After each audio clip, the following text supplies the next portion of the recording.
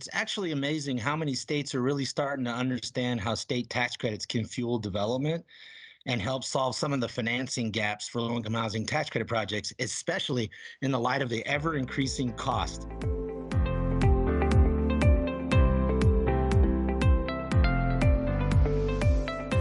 Welcome to BuzzHouse, a Baker Tilly podcast where you can find all the buzz around multifamily housing. I'm Don Bernards, the partner in charge of Baker Tilly's multifamily housing practice. And I'm Garrick Gibson, a partner at Baker Tilly, also specializing in consulting on multifamily housing transactions across the country. Each week, we'll bring you a guest or a topic in the multifamily housing industry that will help you win now and anticipate tomorrow. Let's get started. Today in the BuzzHouse, Garrick and I will be discussing various credits that pair well with federal low-income housing tax credits and the various nuances with these additional credits. This will be a good reminder for listeners today on a number of these credits. Before jumping into this discussion, we have a number of updates from around the industries, a lot of news. President Biden released his fiscal year 2023 budget proposal.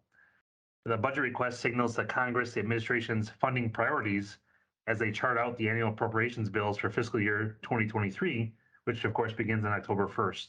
In addition to funding for affordable housing for HUD at $71.9 billion, interestingly, the budget also requests $50 billion in mandatory funding to increase the nation's affordable housing supply, including an additional $10 billion for the housing credit over a 10-year period, which I'll get into in a few minutes, as well as a $35 billion appropriations for new housing supply at HUD and $5 billion for the Community Development Financial Institutions Fund, or CDFI. Regarding this $35 billion at HUD, $25 billion would be for affordable housing production grants, and $10 billion would be used to remove barriers to affordable housing development. So a lot more obviously to come on that and definitions. An additional $5 billion for the CDFI fund would finance new construction and substantial rehab that creates net new units of affordable rental and for sale housing. As this is mandatory spending, if enacted, these funds would be allocated over the next 10 years. They would not need to be approved by Congress each year. So I think the industry will keenly be following what happens with these dollars. Back to that additional $10 billion for the housing credit, it is described as non-geographic discretionary basis boosts for private activity bond finance projects. So in short, essentially an arbitrary basis boost for 4% tax-exempt bond projects. This is very similar, of course, to the discretionary boost on the 9% side of the housing credit program. And again, it applies only to new construction or substantial rehab that would add new net units. So again, that is only in the proposed fiscal 2023 budget. So a lot more to come on that as we go through the summer months here. This proposed budget doesn't address many housing provisions that were included in the Build Back Better legislation that, of course, did not pass this fall. Senate Democratic leadership have shared that they intend to recommence Build Back Better negotiations after they address other pressing legislative matters, obviously Supreme Court nomination, and of course, notably the Russian invasion of Ukraine. On a related note, in addition, the Affordable Housing Improvement Act, which many of you remember was a bill drafted back in the spring of 2021 and includes many housing provisions that were addressed in Build Back Better, continues to gain bipartisan support. Specifically, the Improvement Act now totals 155 co-sponsors in the House, including 99 Democrats and 56 Republicans, comprising 72% of the Ways and Means Committee. In the Senate, the companion bill has a total of 32 co-sponsors, including 22 Democrats and 10 Republicans, making up 50% of the Senate Finance Committee. So again, very, very strong bipartisan support. And we'll see if this continues to gain any traction over the coming months. In other news, the IRS came out with Internal Revenue Bulletin 2022-12 for calendar year 2022, which released resident population figures to determine the 9% tax credit allocation for each state. Remember that as of right now, states will see a decrease in the 9% allocation of credits from what they saw in 2021, as 2021 was the last of 4 years which were given the additional 12.5% annual boost. The industry is actually working right now through some of the typical tax extenders to see if we can get this 12.5% back. Again, because otherwise, as we know, with inflation and rising construction costs and this significant need for housing resources, it would just be a loss to lose those 12.5% of credit. So we'll keep our eyes on extenders and, again, any other of these bills and appropriations. Lastly, just one note on construction costs, and we've had several episodes, during the past year on construction costs from different perspectives. But just very statistically, according to statistics from the U.S. Bureau of Labor Statistics, since early 2020, the producer price index for multifamily construction, which are the inputs to the cost to produce multifamily housing, are up around 35%, which I'm sure is not a surprise to any of our listeners. In talking with various developers and general contractors, is of course not just lumber that we are seeing in this environment. It just is difficult to get pricing on many commodities. Many people know that a lot of aluminum was coming out of Russia. So where's that going to be, and what's pricing going to be? And so I think the Ukraine situation has just added a lot of uncertainty into the construction market and pricing, and obviously gas and oil, and where is that at? So there are many ongoing discussions. I'm sure many of you have ongoing discussions with your state housing agencies, other lenders and funders to see any number of possible partial solutions to help fill these gaps. So we encourage you to keep in close contact with your state agencies to see what resources they may have. I know there's obviously still American Rescue Plan dollars available and so forth. So again, we'll keep our eyes on this. So yeah, I think a lot of interesting news again as we start thinking about the next budget season and appropriations. Now, very excited to get into a discussion, and it will be a good reminder of a number of credits that you're looking at. As I just mentioned, we know resources are needed to kind of fill these gaps. So that's what Garrick and I just want to kind of touch on some of these things you might have used in the past, but maybe again, a good refresher. Garrick, let's just start well with, if you would, maybe could you give a discussion of the 45L energy efficiency credit? I know we've talked about that a little bit, but just a reminder for our listeners.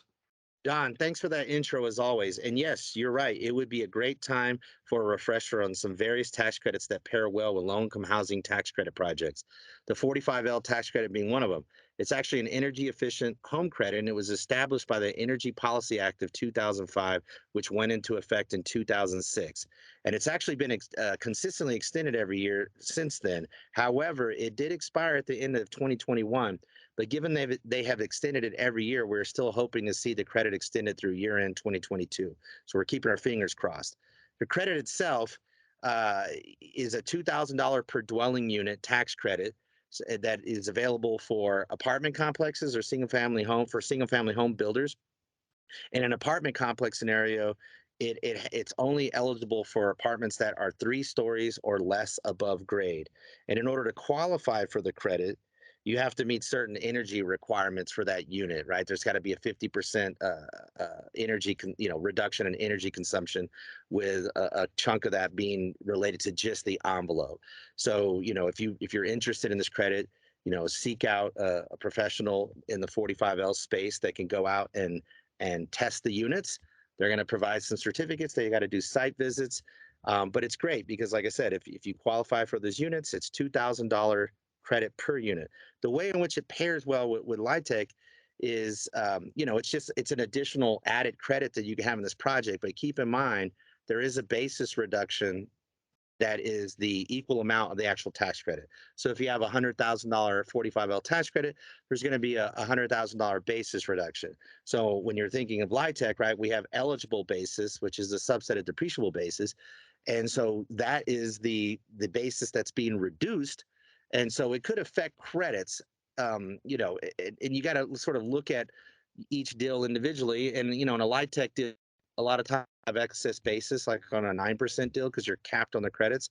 So if you have that basis reduction there, it's likely that it wouldn't have any effect on those credits.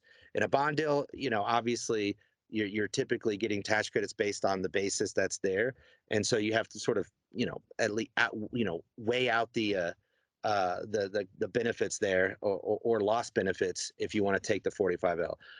I've seen it a lot, though. It does pair well in those projects. And, sometimes I've seen it used because there's some credit deficiencies and the project qualifies for 45L. So having those additional credits coming through to help monetize and eliminate some of these credit adjusters or deficiencies, it's a great tool for that. So yeah, that's a great credit.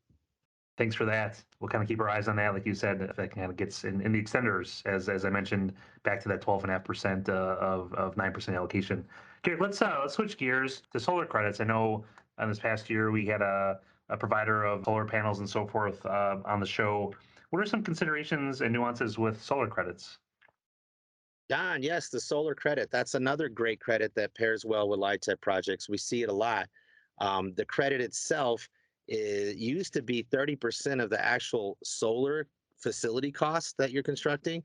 However, it's dropped down to 26% of the solar cost in 2022, and then dropping down to 22% of the solar cost for systems installed in 2023. So keep in mind, it's that factor there, that 26% or the 22% is based on the actual solar facility cost. Now, in a LIHTC project, that solar cost is actually part of eligible basis as long as the solar cost is not considered like commercial property or if you're just leasing it out. It has to be part of that project.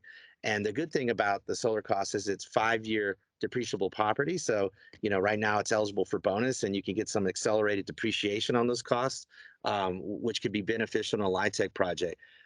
There are some specific nuances to it, though. So similar to the 45L, there is a basis reduction.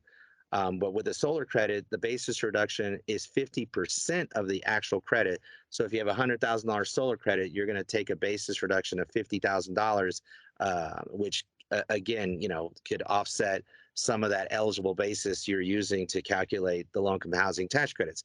So it's probably good to to consult with a tax advisor if you have this credit on your property, just to make sure everything's working right. Because there are some nuances of what factor to use, whether it's 26% or 22%, depending on when you started construction on the solar facility. In addition, it is an investment tax credit. So whereas like low-income housing tax credits generally are following the depreciation, with a solar credit, it's going to typically following the general profit sharing ratio. So there can be some nuances there to how this has to be implemented in your limited partnership agreements and allocations. So I would suggest if you have solar credits on your project to definitely consult with a tax advisor. But it's a great credit and it pairs well with low-income housing tax credit projects, and we're seeing a lot more of it. Yeah, no, absolutely. Yeah, we were working on a larger project out in California, and yeah, the solar credit was $400,000, $500,000. So it was definitely it can be a significant part of your stack, and obviously help ongoing operations as well. Garrick, you and I were talking, I think it was yesterday, about historic credits and how you might not even think a building, right? It's like that building is eligible for historic credits. It's just interesting, right, to think about any building really over probably 50 years old, right? That maybe has some historical significance and so forth. Again, back to today's environment or any environment trying to find sources of funds. Maybe tell us a little bit about kind of historic credits, which we know are obviously on the federal side, but many states have enacted state programs as well. Yeah, as you know, Don, I love the historic credit. I work extensively in the historic credit space, and they've been obviously a great tool to assist with historic renovations. I mean, from anything to hotels, or I'm seeing a lot of adaptive reuse of old schools or old textile factories where they're converting them into residential projects, right? Because the historic credits are just sort of offered on the historic building, not necessarily what you're doing with it, right? So you have that sort of flexibility with that credit. And I'll briefly kind of touch on some of the aspects of the federals and states. So the federal program, it offers a credit equal to 20% of the qualified rehabilitation expenditures. This credit actually used to be a 1-year credit, but it's now a 5-year credit starting in the year the QREs are placed in service. But because of that stretch to 5 years, we've seen some equity pricing for the credits dropped a little bit, but the program is obviously still very viable. I'm seeing a lot of, like I said, adaptive reuse projects with historic schools, converting to residential projects, and this could include obviously low-income housing tax credit projects. In addition to that federal subsidy, there are a lot of states who have instigated, or put in place programs for additional state credits, and they're all over the place in terms of how they calculate them and how you utilize the credits and how you can monetize them. And I won't go into all of them, but some states might, like for instance, might allow 25% of your QREs. Some states might allow 20%. and some states certificate the credits where you basically, once you proof out your rehab, you go submit the forms to them and they'll issue the certificate to you, and you could just sell that off and just sort of monetize it. Some are allocated to where they want to allocate it to a specific partner in the deal, so they have to actually be a partner in the transaction. And some are just refundable, right? You just go to the state and say, hey, we did this work, and they sort of refund that credit to you. So it could be all over the place, and each one of these state credit nuances might create different structuring aspects, but the goal is still the same, right? It's they offer additional tax credit subsidy for the project to help cover the additional gap financing that you need, or just the additional costs that come in with historic preservation. And the way they pair with LIHTC is similar to kind of the other credits, right? So there is a basis reduction in the amount of the federal tax credit. The states do not have the basis reduction, for the federal purposes.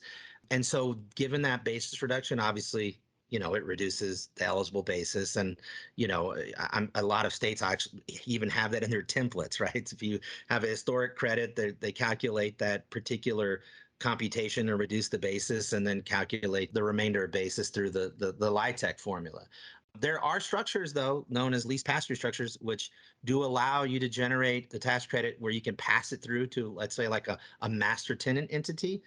And, without that basis reduction, obviously, you can maximize your low-income housing tax credit basis, especially if you're in a boost and you're not sort of capped on a 9% credit, for instance. Although that structure is kind of rare, I actually have worked on several of these over the last couple of years, so they are viable, and sometimes it's just a matter of just getting the agency comfortable with it. But yeah, I mean, I'm seeing a lot of low-income housing tax credit developments utilizing the state and federal historic tax credits to really sort of bolster that capital stack. Thank you, Garrick, for that. And that was a lot of really good information, and obviously a pretty powerful tool, especially you can get both federal and state together. Let's also talk a little bit about state low-income housing tax credits. We've talked a lot on the BuzzHouse over the last 12, 24 months about states that have either enacted a new state program or actually increased. Like a new program could be Arizona, for example. Colorado has increased once or twice the amount of allocation just due to its success. Maybe just a couple of thoughts around what you're seeing with state low-income housing tax credits. Sure, Don. It's actually amazing how many states are really starting to understand how state tax credits can fuel development and help solve some of the financing gaps for low-income housing tax credit projects, especially in the light of the ever-increasing cost. I actually started working with state tax credits with Georgia a long time ago, and now it seems like there are a lot of states with their own programs. They all have their specific nuances on how they are administered, calculated, capped, and how they actually flow to the end user. Some follow the federal, some are accelerated over shorter periods of time. So, if you're going to do a transaction in a state that has a state tax credit, it's always good to consult with your tax advisors and make sure you understand the state tax credit rules to properly model out the benefits to your project. I've seen a lot of projects, had it not been for the state tax credit, would not have been feasible. So, I'm a big proponent of the state low-income housing tax credit. So I also urge our listeners, if you're in a state which is considering implementing a state tax credit, get involved, to help the state tax credit get passed, because it's just a great tool that helps tackle the affordable housing gaps in this country. Very good, very good. And there's still definitely a robust interest on the investor side as well. So yeah, exactly, very powerful. So Garrick, always a pleasure to talk both here in the BuzzHouse and during the workday. So appreciate all your feedback for our listeners. Thanks, Don. My pleasure. Listeners, thank you for tuning in today. Thank you for listening to BuzzHouse. To receive a notification when new episodes are available, please subscribe to BuzzHouse, a Baker Tilly podcast, wherever you get your podcasts. For additional resources around multifamily housing, check out bakertilly.com. And if you have a suggested topic, please send them to build@bakertilly.com.